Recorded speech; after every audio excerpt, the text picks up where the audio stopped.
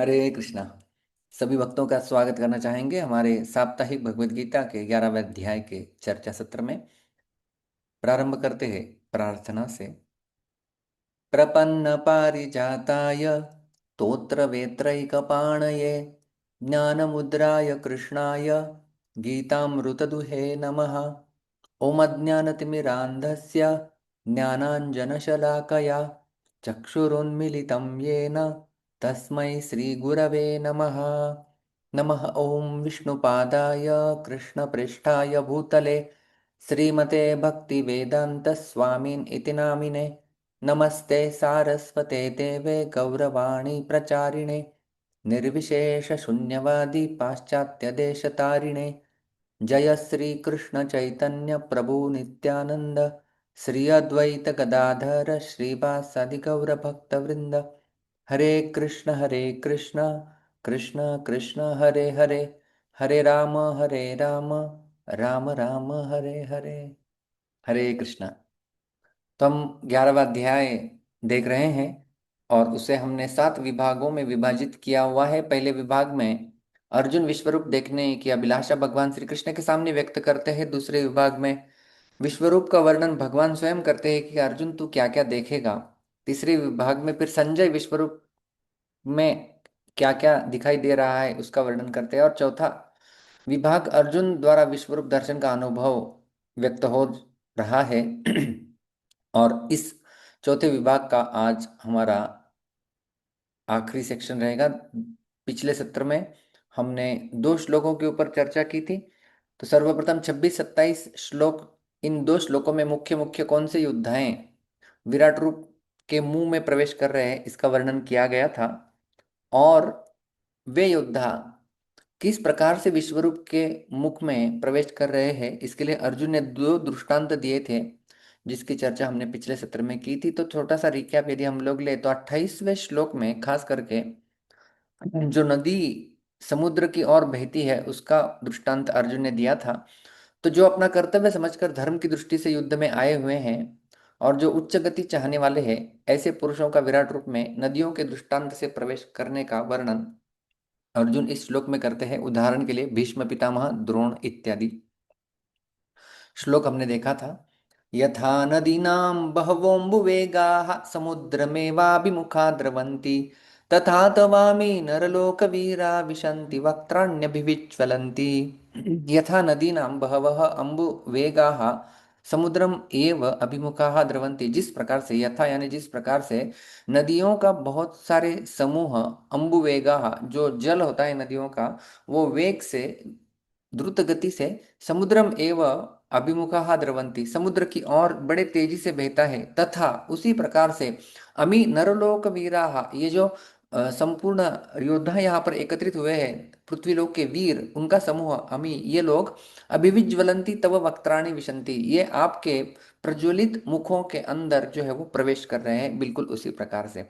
और जो 29वां श्लोक एनोलॉजी अर्जुन प्रयोग करते हैं, जैसे पतंग अग्नि की ओर प्रवेश कर रहे हैं, तो जो राज्य और प्रशंसा के लोभ से युद्ध में आए हैं और जो सांसारिक संग्रह और भोग की प्राप्ति में लगे हुए ऐसे पुरुषों को विराट रूप में पतंगों के दृष्टांत से प्रवेश करने का वर्णन अर्जुन करते हैं। श्लोक हमने देखा था।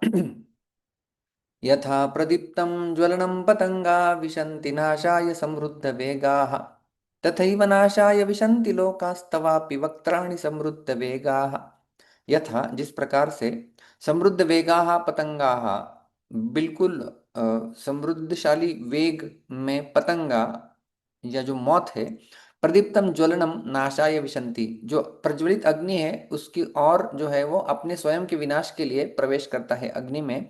तथा उसी प्रकार से ही एव समृद्ध वेगाः लोकाः, ये जो लोक है, समस्त लोक यहाँ पर एकत्रित हुए हैं, वे भी बड़े द्रुत गति से, वेग से, तव वक्त्राणि अपि नाशाय विशन्ति, ये आपके मुख में भी अपने स्वयं के नाश के लिए जो है वो विनाश प्रवेश कर रहे हैं। तो हमने देखा था इनका जो स्पीड है, जो लोगों का स्पीड है वो क्या है, भोग भोगने और संग्रह करने में ही तत्परता पूर्वक लगे रहना और मन में भोगों और संग्रह का ही चिंतन होते रहना, यह उनका जो बढ़ा हुआ सांसारिक वेग है। और इसके लिए उदाहरण दुर्योधन, दुशासन इत्यादि थे। तो हमने ये भी जो है वो देखा था कि नदियों का और पतंगों का जो दृष्टांत दिया गया है, पतंगा मोहवश लेने की इच्छा से खुद अग्नि में जाते हैं, नदियां अपने आप को देने के लिए समुद्र में जाती है। तो जो मनुष्य लेने की इच्छा रखते हैं वे पतंगों के समान है, जो देने की इच्छा रखते हैं वो नदियों के समान है। लेने की भावना अशुभ है, देने की भावना शुभ है। और उसके साथ साथ हमने हमारे आखिरी 3 स्लाइड्स में ये जो 28 और 29वां श्लोक है, 28वां श्लोक जो है वो नदियों का समुद्र में प्रवेश करना, ये भीष्म पितामह इनके लिए यह उदाहरण प्रयोग किया गया है। और पतंगा अग्नि में प्रवेश करना, यह उदाहरण खास करके दुर्योधन इत्यादि लोगों के लिए दिया गया है। और इस एनालॉजी से हमने 3 प्रमुख चीजें देखी थी। वे ये थी, एक तो है मृत्यु का स्वरूप। तो नदी की तुलना, नदी जो है वो प्रकृति की व्यवस्था के अनुसार सागर में अनैच्छिक रूप से प्रवेश करती रहती है।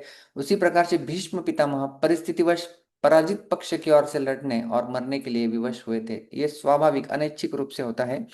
पतंगा जो है वो अपनी स्वेच्छा से, अपनी इच्छा से अग्नि में प्रवेश करता है। उसी प्रकार से दुर्योधन के बारे में कहा जाता है, जानबूझकर शांति प्रस्ताव को उन्होंने भगवान श्री कृष्ण के अस्वीकार कर दिया था और कुरुक्षेत्र की घातक अग्नि में मानो प्रवेश कर लिया था।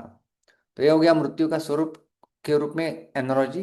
दूसरा, मृत्यु के बाद क्या मिलने वाला है उन्हें, उसका भाग्य। तो नदी जो है वो सागर में जब प्रवेश करती है, नदी का सार होता है जल, वह एक बड़े जल स्रोत में विद्यमान रहता है। भीष्म भी उनका सार यानी आत्मा भगवान के साथ पूर्वक विद्यमान रहा, वे भगवान के धाम चले गए, क्योंकि वो 12 महाजनों में से एक महाजन भगवान के भक्त थे। और जो पतंगा जब वो अग्नि के अंदर प्रवेश कर जाते हैं तो क्या होता है, तो उनका शरीर भस्म हो जाता है। तो दुर्योधन की तुलना पतंगा से की गई है। दुर्योधन जिसे अपना सार मानता था, उसका शरीर और भौतिक संपत्ति ये पूरी तरह नष्ट धष्ट हो गई थी। और तीसरा देखा था जीवन जीने का उनका स्वरूप। नदी जो है वो सागर की ओर जैसे बहती है, नदी का जल जो है वो सबको पोषण देते हुए आगे बढ़ता है। जो इर्द गिर्द गांव लगते हैं वहां पर भी नदी का जल जो है वो सिंचन के रूप में प्रयोग किया जाता है। तो अपने पूरे जीवन में उन्होंने दूसरों को ज्ञान और स्नेह प्रदान किया। ये थे भीष्म पितामह। पतंगा अग्नि की लालसा में जाता है, आगे बढ़ रहा है, लेकिन जाते समय किसी का भला नहीं करता। उसी प्रकार से दुर्योधन ये राज्य की लालसा और षड्यंत्र में वास्तव में फंसा हुआ था, उसने किसी का भला नहीं किया, हालांकि सबको नुकसान उसने पहुंचाया। तो ये चर्चा हमने पिछले सत्र में की थी, बड़ी सुंदर ये चर्चा थी। तो योद्धा किस प्रकार से विश्वरूप के मुख में जाते हैं, ये दो दो दृष्टांतों से अर्जुन बताते हैं। नदियों का समुद्र की ओर बहना, वो मानो अच्छे योद्धा भीष्म पितामह इत्यादि। और पतंगों का अग्नि की ओर प्रवेश करना, ये जो अधार्मिक योद्धा जैसे दुर्योधन इत्यादि, ऐसे 2 दृष्टांत अर्जुन ने अभी तक दिए हैं। अभी संपूर्ण लोकों का ग्रसन करते हुए विश्वरूप के भयानक रूप का और एक बार अर्जुन वर्णन करते हैं। जैसे आपको याद होगा, हमने विश्वरूप 15वें श्लोक से अर्जुन बोलना प्रारंभ किए हुए हैं, और 15 से लगभग 4 श्लोकों में आगे उन्होंने भगवान के उग्र रूप का वर्णन किया था, जो देव रूप के रूप में हम लोग देखते थे। अनेक बाहु उदरवक्त नेत्रम, इस प्रकार से वर्णन किया गया है। उसके पश्चात थोड़े उग्र रूप का वर्णन हुआ गया है कि प्रतपंती सारे लोग जो है वो तप रहे हैं। और जो आखिरी 4-5 श्लोक है, उसमें अर्जुन अति भयानक या अति उग्र रूप का वर्णन कर रहे हैं। तो देव रूप, उग्र रूप और महा उग्र रूप बोल सकते हैं, उसका वर्णन अभी ये आखिरी पड़ाव में चल रहा है। तो आज भी हम लोग 2 श्लोक लेने वाले हैं। 30वां श्लोक सर्वप्रथम देखते हैं। लेलीहसे ग्रसमानः समन्ताल्लोकान् समग्रान् वदनैर्ज्वलद्भिः तेजोभिरापूर्य जगत्समग्रं भासस्तवोग्राः प्रतपन्ति विष्णो। दिव्य कृष्ण प्रभु, आप अनम्यूट किया है, आवाज नहीं आ रही है आपकी।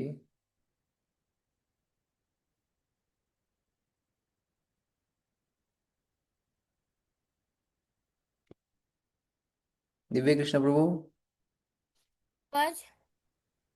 हरे कृष्णा। हरे कृष्ण प्रभु जी, अभी आ हाँ, रही है क्या यस आवाज? यस यस यस, आ रहे। तो आप सब मेरे पीछे ये शब्द, हर एक शब्द को दो दो बार हम लोग दोहराएंगे, फिर श्लोक का उच्चारण करेंगे। ले ली हसे, ले ली ह्यसे, ले ली हसे, ले ली ह्यसे, ग्रसमानः, ग्रसमानः, ग्रसमानः, ग्रसमानः, समन्तात्, समन्तात्, समन्तात्, समन्तात्, लोकान्, लोकान्, लोकान्। लोकान्। यहाँ पर क्या होता है, ये शब्द त का ल में परिवर्तन होता है। झलम जशुनते पाणिनि का नियम है उसके अनुसार, और ये ल एक दूसरे को ज्वाइन होते हैं। यहाँ पर उच्चारण के लिए ब्रेक होता है। जैसे इंद्र वज्रा, उपेंद्र वज्रा, उपजाति, इनमें 11 अक्षरों के बाद पॉज लेना होता है। तो यहाँ पर इसलिए ल के यहाँ पर पॉज लेते हैं, लेकिन ये शब्द संपूर्ण एक ही है। तो संधि युक्त शब्द बनता है समन्ताल्लोकान। समन्ताल्लोकान्। ये ल और लो ज्वाइंट शब्द है, एक्चुअली एकत्रित शब्द है। अ, संयुक्त शब्द कहेंगे उसे, लेकिन उच्चारण के लिए हम लोग उसको 11वें अक्षर के बाद पॉज देना होता है, इसलिए उसको पॉज देते हैं। तो कैसे लिखते हैं उसको, ऐसा इस प्रकार से विच्छेद करके लिखते हैं। समग्रान, समग्रान्, समग्रान, समग्रान्। वदनैः, वदनैः, वदनैः, वदनैः, ज्वलद्भिः, ज्वलद्भिः, ज्वलद्भिः। ज्वलद्भिः। तो यहाँ पर भी विसर्ग का रेप में परिवर्तन हो जाएगा। वदनैर्ज्वलद्भिः, वदनैर्ज्वलद्भिः, तेजोभिः, तेजोभिः, तेजोभिः, तेजोभिः। आपूर्य, आपूर्य, आपूर्य। आपूर्य। यहाँ पर भी विसर्ग का रेप में परिवर्तन। तेजोभिरापूर्य, तेजोभिरापूर्य। जगत, जगत्, जगत, जगत्। समग्रम, समग्रं, समग्रम, समग्रं। भासः, भासः, भासः, भासः। तव, तव, तव, तव। उग्राः, उग्राः, उग्राः। उग्राः। यहाँ पर भी जो है विसर्ग का स में परिवर्तन और यण संधि होती है। भासस्तवोग्राः, भासस्तवोग्राः। प्रतपन्ति, प्रतपन्ति, प्रतपन्ति, प्रतपन्ति। विष्णो, विष्णो, विष्णो। विष्णो। संपूर्ण श्लोक एक एक पाद के साथ। लेलीयसे ग्रसमान समन्ताल, लेलिह्यसे ग्रसमानः समन्ताल्। लोकान् समग्रान् वदनैर्ज्वलद्भिः, लोकान् समग्रान् वदनैर्ज्वलद्भिः। तेजोभिरापूर्य जगत्समग्रम्, तेजोभिरापूर्य जगत्समग्रम्। भासस्तवोग्राः प्रतपन्ति विष्णो। भासस्तवोग्राः प्रतपन्ति विष्णो। उत्तम, थैंक यू। धन्यवाद प्रभु जी। हरे कृष्ण प्रणाम। संतोष जी। हरे कृष्ण प्रभु जी, दंडवत प्रणाम। जी। लेलीह्यसे ग्रसमानः समन्तात् लोकान् समग्रान् वदनैर्ज्वलद्भिः तेजोभिरापूर्य जगतः समग्रं भासस्तवोग्राः प्रतपन्ति विष्णु। हरे कृष्ण, दंडवत प्रणाम। उत्तम। संतोष कृष्ण प्रभु। हरे कृष्ण प्रभु। लेलीह्यसे प्रसमान् समन्ताल् लोकान् समग्रावदनैर्ज्वलद्भिः तेजोभिरापूर्य जगत् समग्रं भासस्तवोग्राः प्रतपन्ति विष्णु। हरे कृष्ण प्रभु। हरे कृष्णा, वेरी गुड। नागवेणी माता जी। दंडवत प्रणाम प्रभु जी। हरि हरे बोल। कृष्णा। दंडवत प्रणाम टू ऑल।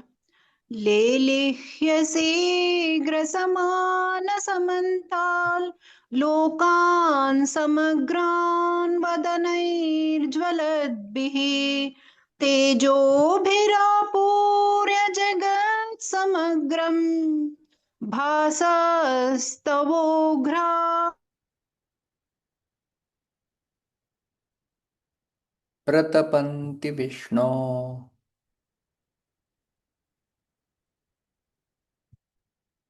कहावत चला गया था लास्ट में। वंदना माता जी। हरे कृष्णा प्रभु जी। पंचांग प्रणाम। हरे कृष्णा।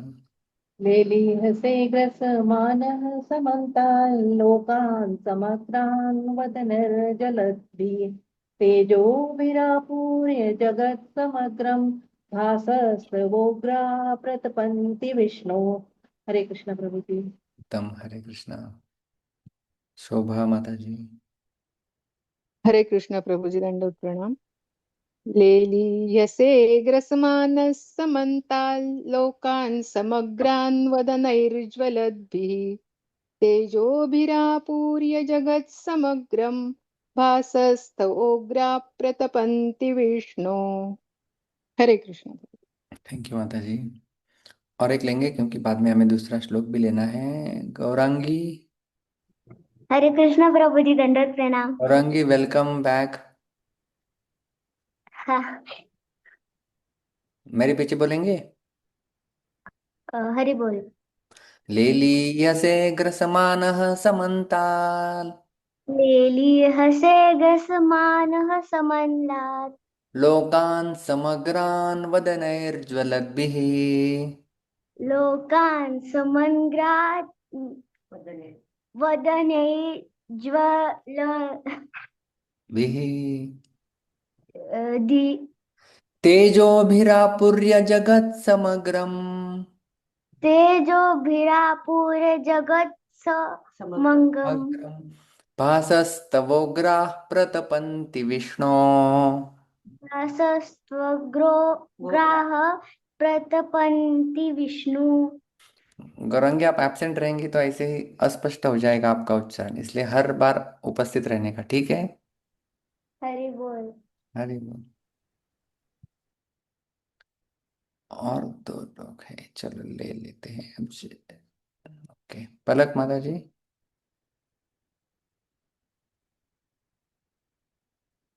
प्रणाम गुरुजी। हाँ मेरे लेलीह सिंह समानः समन्ताल्लोकान् समग्रान् वदनैर्ज्वलद्भिः तेजोभिरापूर्य जगत् समग्रं भासस्तवोग्राः प्रतपन्ति Vishnu. Okay, thank you. Good. अभी हम लोग आगे बढ़ते हैं, बाद में फिर दूसरे भक्त हैं तो दूसरा श्लोक उच्चारण करेंगे। अभी हाँ, हम लोग कहाँ पर है? इस श्लोक का अन्वय हम लोग देखेंगे। सर्वप्रथम अर्जुन भगवान से बोल रहे हैं, हे विष्णु, विष्णु प्रतपन्ति विष्णु।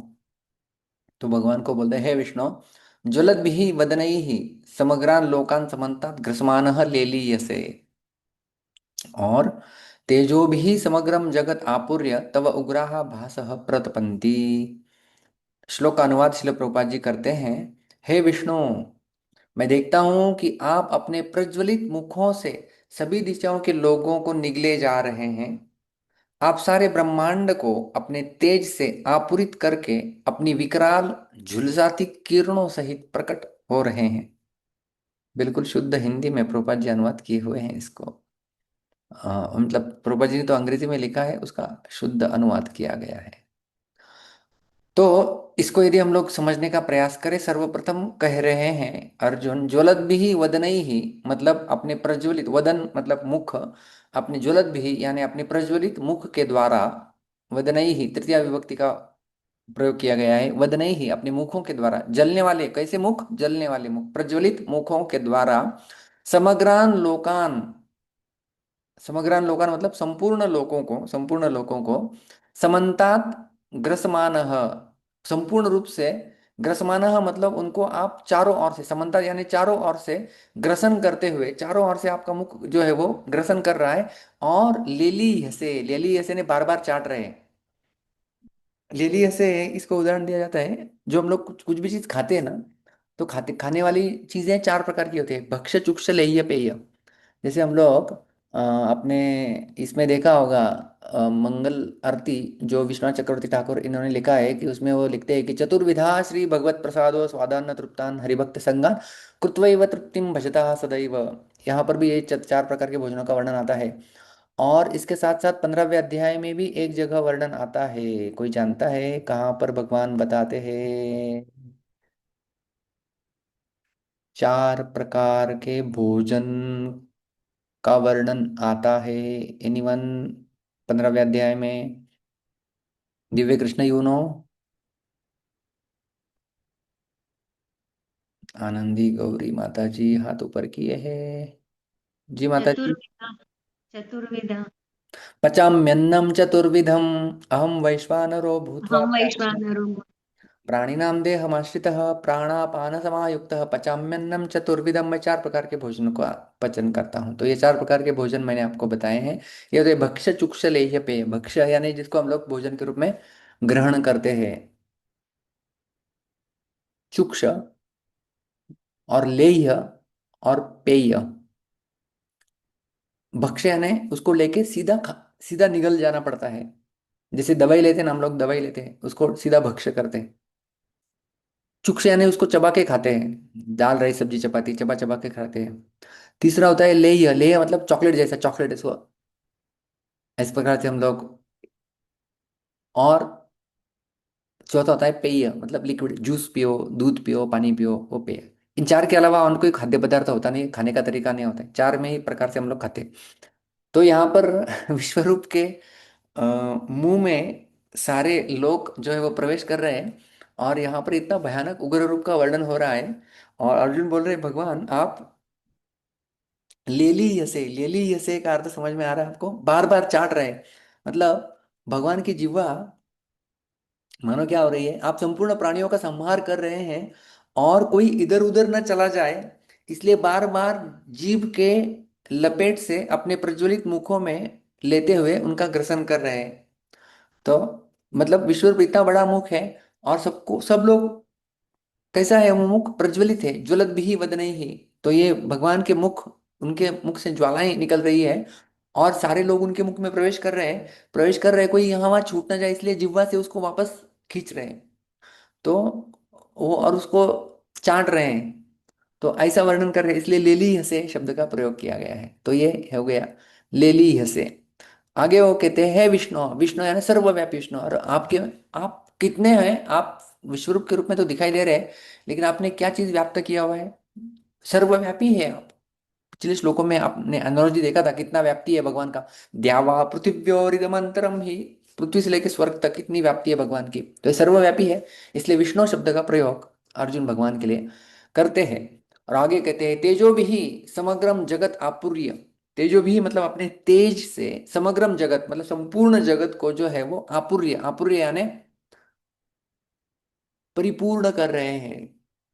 गीता के दूसरे अध्याय में भी श्लोक आता है आपूर्यमाणम अचल प्रतिष्ठम समुद्रमापः प्रविशन्ति यद्वत् तद्वत् कामायं प्रविशन्ति सर्वे स शान्तिमाप्नोति न काम कामी। दूसरे अध्याय के 70वें श्लोक में समुद्र का दृष्टांत दिया गया है। तो उसी प्रकार से आपूर्य का अर्थ होता है ओवरफ्लोइंग या परिपूर्ण करके। तो तेजो भी यानी अपने तेज के द्वारा संपूर्ण जगत, समग्रम जगत को आप संपूर्ण जगत को अपने तेज के द्वारा भर रहे हैं, परिपूर्ण कर रहे हैं। और क्या हो रहा है? तव उग्राहा भासः प्रतपंती। आपका तव यानी आपका, उग्राहा भासः यानी जो उग्र प्रकाश है वो क्या हो रहा है? प्रतपंती विष्णु, सबको तपा रहा है, सबको ताप दे रहा है। तो इस प्रकार से आप देख रहे होंगे कि भगवान का जो विश्वरूप था उसकी उग्रता धीरे धीरे अर्जुन के सामने बढ़ती जा रही है।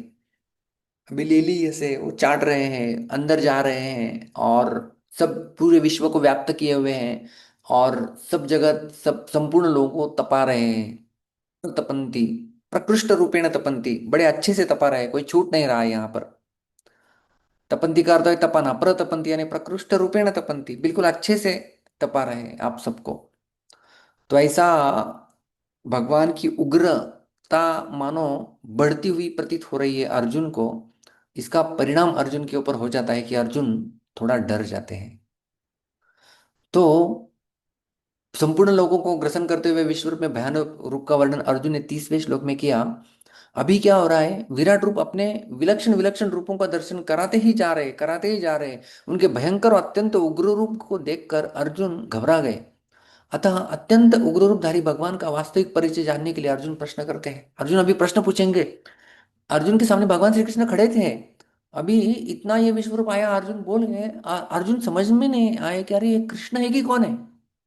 वही कृष्ण जो मेरा रथ चला रहे थे वही है, या और कोई अन्य व्यक्ति मानो मेरे सामने खड़ा है। हु इज ही, आप कौन है। ऐसा प्रश्न अर्जुन के मन में उपस्थित हो जाता है। और अर्जुन अभी अ, जो हमने देखे 7 सेक्शन, उसमें चौथा सेक्शन है, उसमें आखिरी श्लोक अर्जुन का ही है। इसके पश्चात श्री भगवान हुआ जाएगा। अभी विश्वरूप ने अभी तक बोलना प्रारंभ नहीं किया है। विश्वरूप दर्शन योग हमारा 11वां अध्याय शुरू हो गया है। हम लोग 30 श्लोक पूर्ण किए हैं, लेकिन अभी तक भगवान बोले थे अर्जुन को, क्या बोले थे, कि मैं तुम्हें विश्वरूप दिखाऊंगा और विश्वरूप में तुम क्या क्या देखोगे वो बताया था। लेकिन विश्वरूप दिखाने के बाद अभी तक बोले नहीं है। तो विश्वरूप देखने के बाद अर्जुन अभी भगवान को प्रश्न पूछते हैं। आख्या ही मे को भवानुग्र रूपो, नमोस्तु ते देववर प्रसीद, विज्ञातुमिच्छामि भवन्तमाद्यं न हि प्रजानामि तव प्रवृत्तिम। इसका अन्वय हम लोग सर्वप्रथम देखेंगे। हाँ प्रभु जी सॉरी, एक्चुअली आपने जब क्वेश्चन पूछा था मैं अनम्यूट नहीं कर पा रहा था। Okay okay. अभी एक एक शब्दों का हम लोग अभी मेरा आवाज आ रहा है ना? जी जी आ रहा है, यस। आख्या ही, आख्या ही, आख्या ही आख्या ही, मैं मैं मैं मैं कह कह कह कह भवान भवान भवान। भवान यहाँ पर विसर्ग का ओ में परिवर्तन, को भवान, ओ भवान को भवान, को भवान उग्र रूपः, उग्र रूपः उग्र रूपः, उग्र रूपः नमः नमः नमः नमः अस्तु अस्तु अस्तु। अस्तु।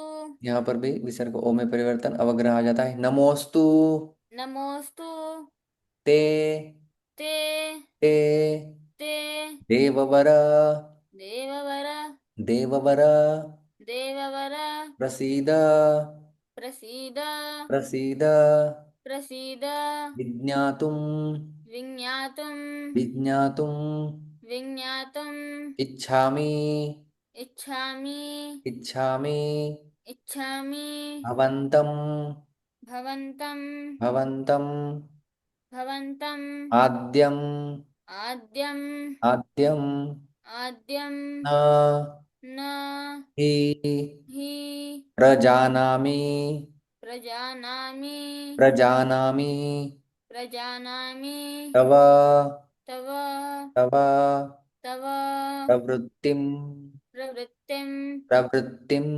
प्रवृत्तिं। संपूर्ण श्लोक एक एक पाद के साथ।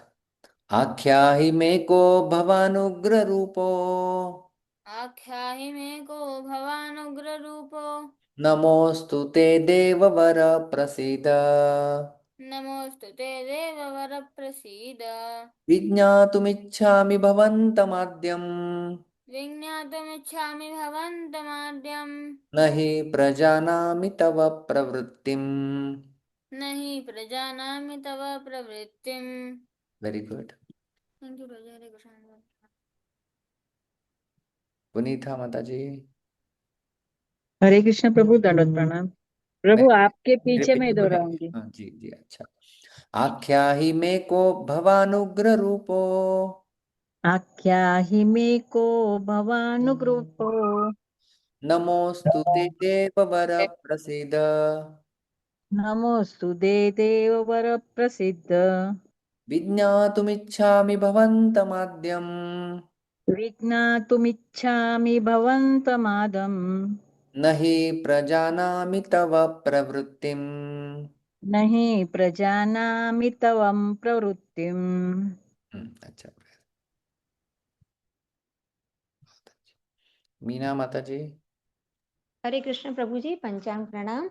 आख्या ही मे को भवानुग्र भवानुग्ररूपो नमोऽस्तु ते देववर प्रसीद विज्ञातुमिच्छामि भवन्तमाद्यं न हि प्रजानामि तव प्रवृत्तिम्। हरे कृष्ण प्रभु जी। Thank you. हरे कृष्णा। हम इतनी बार श्लोक दोहरा रहे हैं, लेकिन आप सबको याद भी हो जाने चाहिए इस प्रकार से। संतोष प्रभु जी। हरे कृष्ण प्रभु जी, दंडवत प्रणाम। आख्या ही में को भवानुग्र रूपो नमोस्तु ते देववर प्रसीद विज्ञातुमिच्छामि भवन्तमाद्यं न हि प्रजानामि तव प्रवृत्तिम्। हरे कृष्ण प्रभु जी, दंडवत प्रणाम। धन्यवाद। पंचतत्व प्रिय प्रभु। आख्याहि मे को भवानुग्ररूपो नमोऽस्तु ते देववर प्रसीद विज्ञातुमिच्छामि भवन्तमाद्यं न हि प्रजानामि तव प्रवृत्तिम्। बहुत अच्छे। संतोष कृष्ण प्रभु। दंडवत प्रणाम प्रभु। हरे कृष्णा।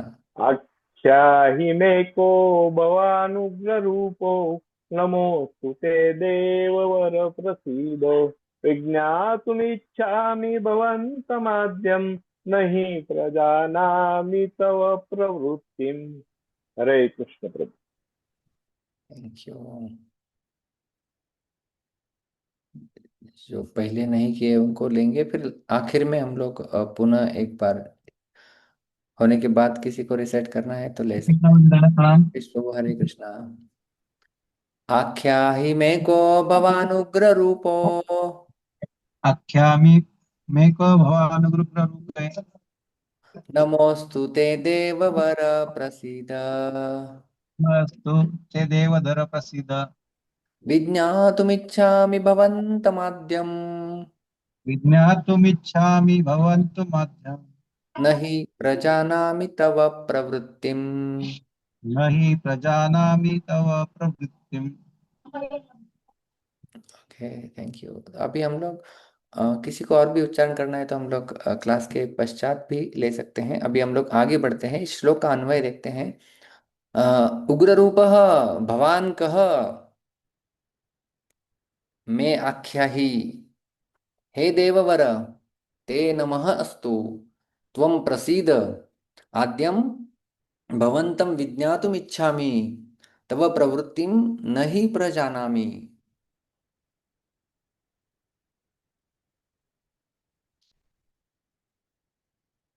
श्लोक का अनुवाद देखते हैं। हे देवेश, कृपा करके मुझे बतलाइए कि इतने उग्र रूप में आप कौन हैं। मैं आपको नमस्कार करता हूं, कृपा करके मुझ पर प्रसन्न हो। आप आदि भगवान हैं। मैं आपको जानना चाहता हूं, क्योंकि मैं नहीं जान पा रहा हूं कि आपका प्रयोजन क्या है। यहां पर आखिर में प्रश्न चिन्ह आएगा, क्योंकि ये अर्जुन का प्रश्न है।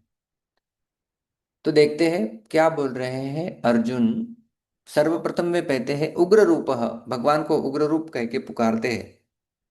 हे उग्र रूप भवान कह, हे उग्र रूप वाले आप कौन हैं। भवान यानी आप, कह यानी कौन है। भवान कह आप कौन है। मैं मुझे, आख्या ही मतलब आप मुझे बताइए। आख्या ही यानी आप मुझे बताइए। उग्र रूप वाले आप कौन है, मुझे बताइए। तो आप देव रूप से भी दिख रहे हैं और उग्र रूप से भी दिख रहे हैं।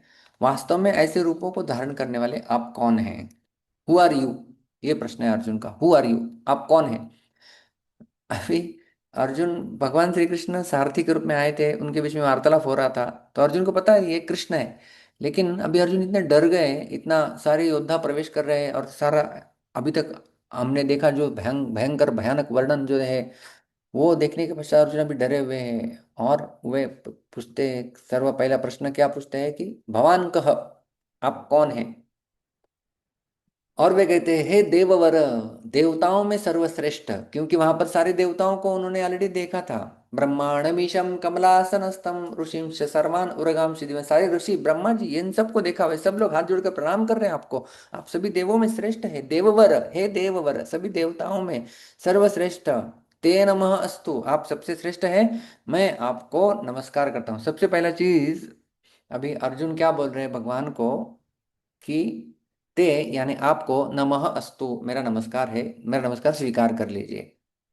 अत्यंत उग्र विराट रूप को देखकर भय के कारण नमस्कार के सिवाय अर्जुन के पास दूसरा कोई उपाय नहीं था, है कि नहीं। कोई बहुत बड़ा व्यक्ति दिख जाता है तो उनको नमस्कार के अलावा हम लोग कुछ नहीं कर सकते। और जैसे ध्रुव महाराज के सामने भगवान खड़े हो जाते हैं, सीधा ध्रुव महाराज कुछ बोल ही नहीं पाते, सीधा नमस्कार जोड़ के उनके सामने नतमस्तक हो जाते हैं।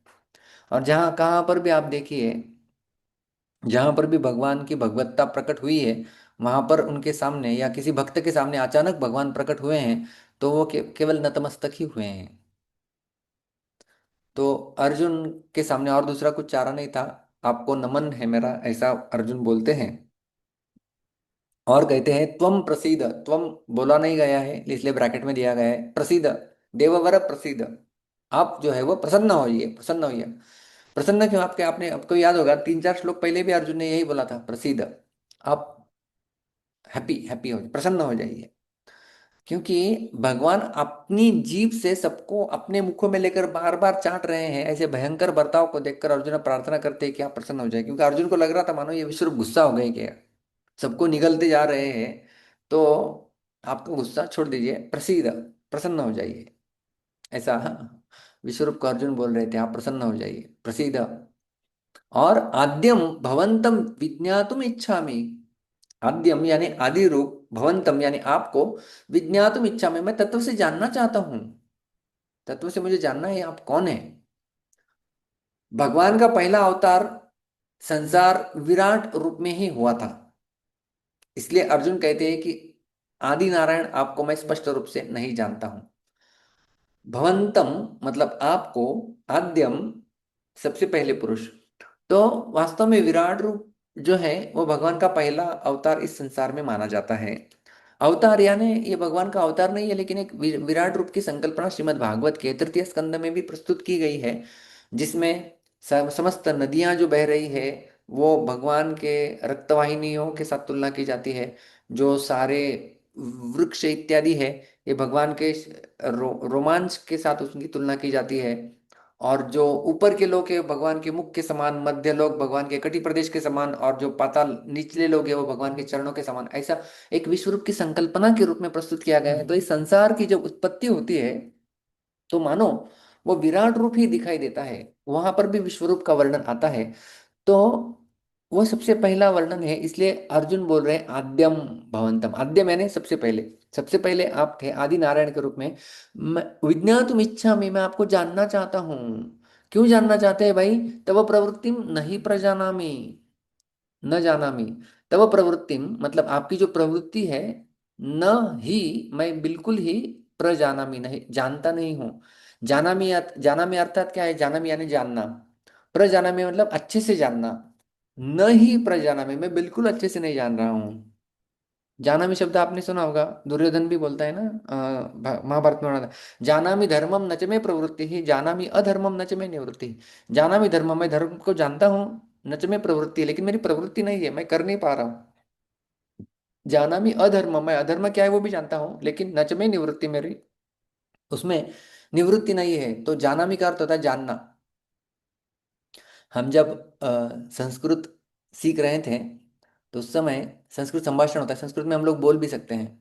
संस्कृत में जब बोलते हैं तो सबसे शुरुआत में क्या बताया जाता है ना, सबसे शुरुआत में क्या सिखाया जाता है कि कोई भी भाषा आपने सीखी होगी तो हम लोग कुछ शब्द उसमें से सबसे पहले सीख लेते हैं, वेलकम, थैंक यू इत्यादि इत्यादि हम लोग सीख लेते हैं। तो संस्कृत सिखा रहे थे वो सर हमें, वो बता रहे थे कि आपको यदि कोई व्यक्ति संस्कृत में आपके साथ बात कर रहा है तो आप क्या बोलेंगे उसको सबसे पहले। तो संस्कृत में यदि कोई व्यक्ति बात कर रहा है तो सबसे पहले हमें बोलना होगा कि मुझे संस्कृत नहीं आता है। तो अहम न जानामि, अहम न जानामि, ऐसा वो पहला वाक्य उन्होंने सिखाया था कि क्योंकि आपको नहीं आ रहा है ना, आपको नहीं आ रहा है तो उसको फिर उसको समझ में आ जाए कि आपको नहीं आ रहा है, फिर वो दूसरी भाषा में बोलेगा। तो यदि कोई आपके साथ संस्कृत में वार्तालाप कर रहा है तो केवल वैसा बोलेगा अहम संस्कृतम न जानामि, मैं संस्कृत नहीं जानता हूँ। तो लेकिन फिर वो बोले कि आप आप भारत देश में रहते हैं, संस्कृति का पालन करते हैं, और ये बोलना आपको कैसा लगेगा, अहम संस्कृतम न जानामि, अच्छा नहीं लगता ना? नहीं लगता ना अच्छा, कि नहीं जानता हूँ मैं। तो इसलिए वो बोले कि अभी आप सीखो, और उसके बाद उन्होंने संस्कृत सिखाना शुरू किया था। तो ये जानामि, जानामि यानी जानना, प्रजानामि यानी प्रकृष्ट रूपेण जानना, अच्छे से जानना, और उसको न लगा दिया है, न प्रजानामि, मैं नहीं जान रहा हूँ, क्योंकि तव प्रवृत्ति, आपकी प्रवृत्ति, प्रवृत्ति का अर्थ क्या है, प्रयोजन, प्रयोजन को नहीं जान पा रहा हूँ मैं। भाई आप आए हुए हैं यहाँ पर, आप यहाँ क्यों प्रकट हुए हैं, और आपके मुख में हमारे पक्ष के तथा विपक्ष के बहुत से योद्धा प्रविष्ट होते जा रहे हैं, अतः वास्तव में आप क्या करना चाहते हैं, what are you going to do. सारे योद्धा आपके मुख में प्रवेश कर रहे हैं, सबको, क्या आप यहाँ पर ये युद्ध खत्म करने के लिए आए हैं क्या? सबको खा रहे हैं आप, सबको निकलते जा रहे हैं, मुझे युद्ध नहीं करना है क्या मतलब? सो आप, आपका प्रयोजन क्या है, प्रवृत्ति का अर्थ यहाँ पर प्रयोजन है, प्रयोजन, प्रयोजन। सो बेसिकली इस श्लोक में अर्जुन दो प्रश्न भगवान के सामने रह रहे हैं कि आप कौन हैं और आप क्या करना चाहते हैं, who are you and what you want to do, क्या करना चाहते हैं, आप कौन है, भगवान कह, भगवान कह, आप कौन है और आप क्या करना चाहते हैं, तब प्रवृत्तिम किम, आप किस प्रयोजन से आए हुए हैं। ये दो प्रश्न अर्जुन पूछ रहे हैं भगवान से। तो आज हमने दो श्लोक देखे, किस प्रकार से भगवान का अति उग्र रूप दिखाई दे रहा है, उसका वर्णन अर्जुन 30वें श्लोक में किए थे। लेलीहसेग्रसमानः समन्ताल्लोकान् समग्रान् वदनैर्ज्वलद्भिः तेजोभिरापुर्य जगत् समग्रं भासस्तवोग्राः प्रतपन्ति विष्णो, हे विष्णु, हे विष्णु, हे विष्णु, हे सर्वव्यापी विष्णु। अभी हमने जो श्लोक देखा, अभी आपको भी यहाँ पर से आप देखेंगे, ये स्लाइड, एक स्लाइड में, यहाँ पर इस स्लाइड में सब कुछ संस्कृत लिखा हुआ है बाय द वे, लेकिन आप सब अच्छे से समझ सकते हैं अभी, क्योंकि आप देखिए, ज्वलत भी ही वदनई ही, आपके ज्वलनशील, जलने वाले मुखों के द्वारा क्या हो रहा है, समग्रान लोकान, समस्त लोगों को, समन्तात यानी चारों ओर से, ग्रसमान, ग्रसन करते हुए, लेली से आप चाट रहे हैं, तेजो भी समग्रम जगत आपुर्य, आपके तेज से संपूर्ण जगत को आपने आपुर्य यानी भर दिया है, परिपूर्ण कर दिया है। तब उग्राह भासाह, आपका जो उग्र प्रकाश है, प्रतपंती, वो सबको तपा रहा है। और अर्जुन 31वें श्लोक में फिर जब इतना भयंकर रूप देख रहे हैं, तो भयंकर रूप देख के अर्जुन डर जाते हैं, और डर के मारे अभी नमन करके पूछ रहे हैं प्रश्न, आख्या ही मे को भवानुग्र रूपो नमोस्तु ते देववर प्रसीद विज्ञातुमिच्छामि भवन्तमाद्यं नहि प्रजानामि तव प्रवृत्तिम। उग्र रूप भवान कह, हे उग्र रूप आप कौन हैं। आप भी रास्ते में किसी को चलते मिलेंगे, आपको पूछना है आप कौन है, तो आप पूछ सकते हैं संस्कृत में, भवान कह भवतः नाम किम, आपका नाम क्या है, भवान कह आप कौन है, मैं आख्या ही, मुझे आप बताइए, मुझे बताइए, हे देववर, हे देवों में सर्वश्रेष्ठ, ते नमः अस्तु, आपको मेरा नमन है, त्वम प्रसीद, आप जो है वो आनंदी प्रसन्न हो जाइए, क्योंकि आप इतना मानो, इतना खून खराबा यहाँ पर हो रहा है, इतना हिंसा मानो यहाँ पर हो रहा है, ऐसा लग रहा है, इसलिए आप गुस्सा मत कीजिए, प्रसीद प्रसीद, आप प्रसन्न हो जाइए। आद्यम भवंतम विज्ञातुम इच्छामि, मैं आप आदि, आपको विज्ञातुम यानी जानने की इच्छा में, मेरी इच्छा है, आपको जानने की मेरी इच्छा है, क्योंकि तव प्रवृत्ति नहीं प्रजानामि, क्योंकि मैं आपका प्रयोजन क्या है मैं जान नहीं पा रहा हूँ, आप अल्टीमेटली क्या करना चाहते हैं यहाँ पर। तो अर्जुन ने दो प्रश्न इस श्लोक में जो है वो पूछ लिए हैं 31वें श्लोक में। सबसे पहला प्रश्न उन्होंने पूछा है कि हु आर यू, दूसरा प्रश्न है what are you going to do, भगवान कह तव प्रवृत्ति किम। तो ये दो प्रश्न अर्जुन ने पूछे हैं। अभी भगवान इन प्रश्नों का उत्तर देना प्रारंभ करेंगे।